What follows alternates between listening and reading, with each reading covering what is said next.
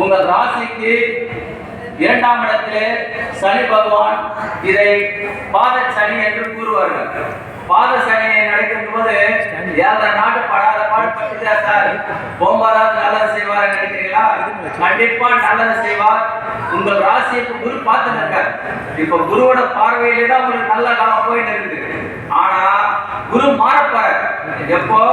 சித்திரை மாசம் 28ஆம் தேதி குரு பகவான் பயிற்சி அனுப்புகிறார். சனி பகவான் மட்டும் வந்திருக்கிறாரு. அவர் கூட இன்னொருத்தர் வந்து சேர போறாரு. யாரு? சித்திரை மாசம் 13ஆம் தேதி ராகு வந்து சேர போறார். இந்த ராகு கேது பயிற்சியும் குரு பயிற்சியும் எப்படி இருக்கும் என்றால், தனஸ்தானத்தை தனக்காரகனான குரு பகவான் பார்வையிட போறார். மகர ராசிக்கு 2ஆம் இடத்துல சனி பகவான குரு பார்க்க போறாரு. இது வரைக்கும் ராசி பார்க்கிறாரு. ராசி பார்க்க சொல்லி ஒரு பிரச்சனை இருக்குதுன்னா, எப்பவுமே குரு பகவான் பார்க்கிற இடங்கள்லாம் பால், சனி பகவான் பார்க்கிற இடங்கள்லாம் பால்.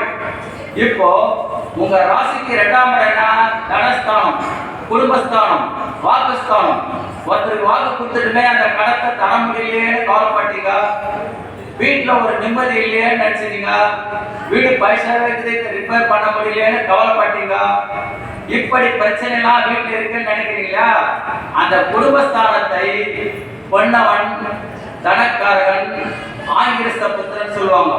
குரு பகவான் பார்க்கறதுனால எல்லாமே கதிரடை கண்ட படிப்பு நீங்கிவிடும்.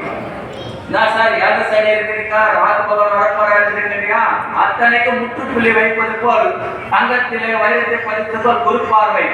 நல்லா கேட்டுங்க. குரு எங்கெங்கெல்லாம் பார்க்கிறாரோ அங்கெல்லாம் புனிதப்படும். எந்த பாவ கர்மமோ அதெல்லாம் சுபகரமா மாறிடும். குருவுக்கு அத்தனை சிறப்பு. குரு எப்பவுமே இருக்கிறதெல்லாம் கெடுப்பார், ஆனா பார்க்கிற இடத்துல நன்மை செய்வார். அதனால மகர ராசிக்காரர்களே, அஞ்சவே வேண்டாம். ஆனால் உங்கள் ராசிக்கு நீங்களாவே சில பேர் வாக்கு கொடுக்காதீங்க. நீங்களாவே சில பேர் கைக்குள்ள மந்திரிச்சு தேடாதீங்க. ஜாமீன் கையெல்லாம் போடாதீங்க. சில விஷயங்கள் ரொம்ப கவனமா இருக்க வேண்டிய காலம் வருது. ஏனென்றால் தனஸ்தானம், வாக்குஸ்தானம், குடும்பஸ்தானம் இங்கெல்லாம் வந்து யாரும் இருக்காது. அதெல்லாம் நான் கொடுத்துருந்தாரு. சில ஒரு படத்துல பார்த்துங்க, ஒரு 2 பேர் சாப்பிட்டு போனா இவரு வந்து நான் சொல்லிட்டு கட்சிங்க. அந்த மாதிரி யாருக்குமே தாய்மார் கூட சரி, பக்கத்துக்கு அக்கா கேட்ட கூட அக்கா இருக்கிட்ட கொடுக்குறான்னு சொல்லுங்க, கடன் வாங்கி கொடுக்குறாரு. அதே மாதிரி வாக்குல நிதானம் வச்சுங்க. அடுத்தவங்களுக்கு தேர்தல் வாக்கு மாதிரி கொடுத்துட்டு கஷ்டப்படாதீங்க.